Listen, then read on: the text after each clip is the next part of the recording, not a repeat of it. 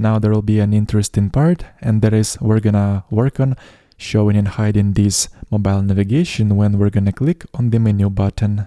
So eventually we're gonna get this result when we can easily hide or show this navigation. But first of all, we're gonna have to find another icon to close this navigation. Let's head over to Hero Icons website. I'm gonna search for Xmark icon, copy over the SVG code of this icon and paste it in the editor.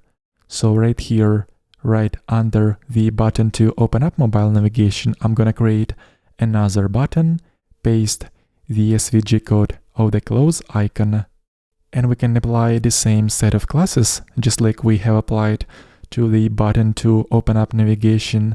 So I'll copy over all these set of classes and paste it onto this link that will be used to close mobile navigation. And just because we're only using CSS in this playlist, which means we're not going to use JavaScript to make this mobile navigation appear or disappear. Instead, we're gonna do the following. We'll be toggling the state of mobile navigation based on the target state of the navigation element. And for this, I'm going to assign href attribute to this link, which is the button to open up mobile navigation. Soon we're gonna use this link, but for now, as you can see, two buttons are shown at once, which is not correct. So I'm gonna hide button to close mobile navigation for now by assigning hidden class to this link. And then we're gonna assign identifier to this navigation element with a value of now, the same value as we have used in here in this href attribute. And that allows us to assign some classes to this now element conditionally, only when this navigation is going to be in a target state, so to say. And that is going to happen only after when we're gonna click this link to open up mobile navigation, because this hash from the href attribute appears in the address bar of the browser, which will put that navigation in a target state. And by using this state, we can apply styles conditionally. For example, we're going to show this navigation only when it has target state, like this.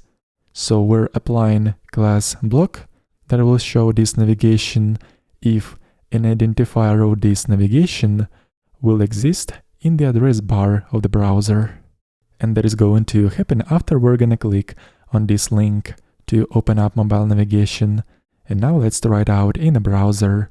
Initially, we're not seeing mobile navigation, and there is also no now hash in the address bar of the browser. But once I'm going to click on this menu button, right away we're seeing that menu appears, and the hash now also shows up in the address bar. And once I'm gonna click on another link on this logo, which leads to the home page, it is going to erase that hash now from the address bar, and which is why the navigation is now closed. And that is basically how it's working, by using the target state of the now element. But how do we actually replace button to open up navigation with the button to close this navigation? And for that, I'm going to use special Tailwind CSS class called peer on the now element. Let's add it right here. And that is going to allow us to apply some classes conditionally to the element which comes right after this now element to which we have just added peer class. So once our peer element will be in the target state, meaning that when our navigation will be visible, we would like to hide the button to open up the navigation. And because of that, we are applying hidden class right here. So we are using peer target pseudo selector, which is only going to apply certain class when the peer element, in our case peer element is navigation, will be in a target state. And in our case, target state means when navigation is visible. And let's see if it works. If the hash now will be present in the address bar, we're going to see navigation, but the button to open up navigation will be hidden. So instead, what we're supposed to do in this case is to show button to close navigation. And to do that, we're also going to use the same pseudo class with a name peer target, because we only have to make sure when the peer element will be in the target state. And then we're using dynamic selector to select the next element which comes after this button to open up navigation. And the next element in our case is the button to close navigation. So we're going to make that button visible by applying class block under these circumstances.